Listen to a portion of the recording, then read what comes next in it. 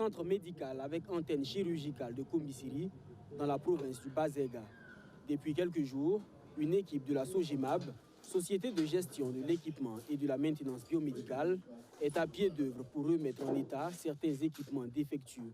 Cet incinérateur, par exemple, était en panne depuis au moins 2 ans, obligeant les techniciens du CMA à construire cet incinérateur de fortune qui, malheureusement, n'arrive pas à réduire en cendres certains déchets biomédicaux comme les bouteilles et les seringues.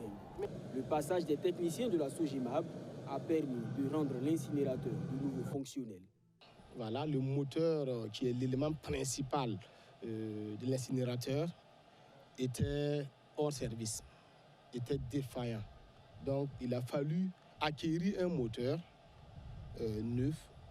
Le moteur en question, c'est un brûleur. Voilà, un brûleur que nous avons pris et faire le paramétrage et le monter dans le dispositif pour que ce soit fonctionnel. Dans ce bloc opératoire, plusieurs équipements comme ces lampes sont passés aux bons soins des ingénieurs. Cette station d'anesthésie, elle aussi, était défaillante.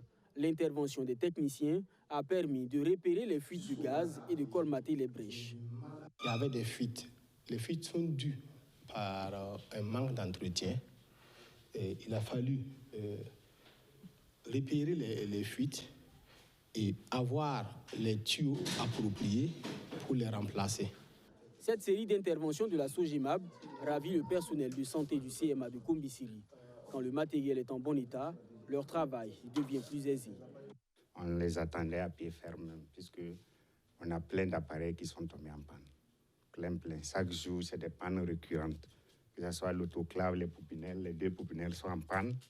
Voilà, qu'on appelle les aspirateurs, les moniteurs multiparamétrés, tout est en panne. Donc quand ils sont arrivés, tout est sur pied maintenant. Voilà, donc on est très très content en tout cas de l'arrivée de la Sogimab.